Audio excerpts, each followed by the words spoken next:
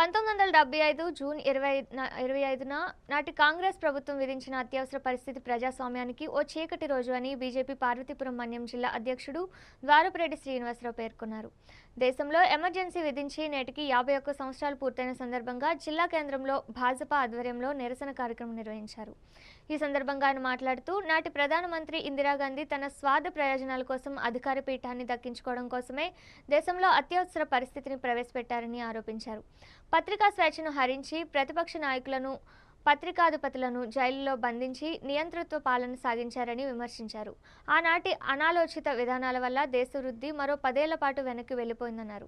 నాటి కాంగ్రెస్ దురాగతాలు ప్రజాస్వామ్య వ్యతిరేక విధానాలను ప్రజలకు వివరించడానికే దేశవ్యాప్తంగా నిరసన దినాలు నిర్వహిస్తున్నామని, అందులో భాగంగానే మన్యం జిల్లాలోనూ ఈ నిరసన కార్యక్రమం చేపట్టినట్లు ద్వారపురెడ్డి శ్రీనివాసరావు వివరించారు.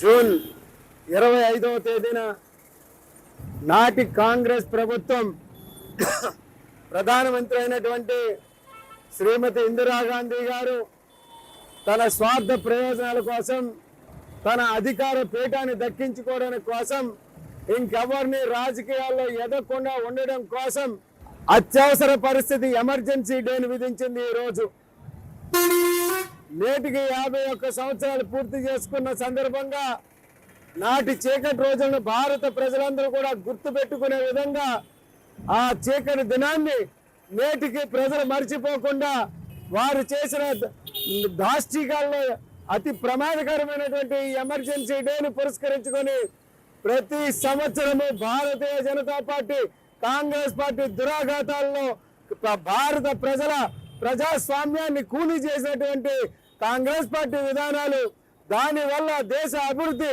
మరో 10 ఏళ్ల పాటు వెనక్కి వెళ్ళిపోయే పరిస్థితి. నాటి విధానాల వల్ల కాంగ్రెస్ పార్టీ ఎమర్జెన్సీ విధించి నాడు ప్రతిపక్ష పార్టీల నాయకులందరినీ కూడా జైల్లో వేసి పత్రికా స్వేచ్ఛను కూడా అడ్డుకొని పత్రికాధిపతులను కూడా జైల్లో పెట్టి పూర్తిగా వారి కబంధ హస్తాలలో నియంతృత్వ పోకడలతో నియంత్ర పరిపాలన చేసినటువంటి ఇందిరాగాంధీ ఈ దేశానికి కాంగ్రెస్ క్షమాపణ చెప్తూనే ఉండాలి. ఎప్పుడు ఆ చీకటి దినాలని స్మరింపజేసుకుంటూ ఈ రోజు భారతదేశం అంతటా కూడా నిరసన దినాలు చేస్తున్నాం. దానిలో భాగంగా ఇవాళ పార్వతీపురం మన్యం జిల్లా ఈ నిరసనను తెలియజేస్తుంది. కాంగ్రెస్ పార్టీ విధానాలు నశించాలని కూడా ఇవాళ ఎలుగెత్తి చాటుతున్నాం. మాదక ద్రవ్యాల బారిన పడి యువత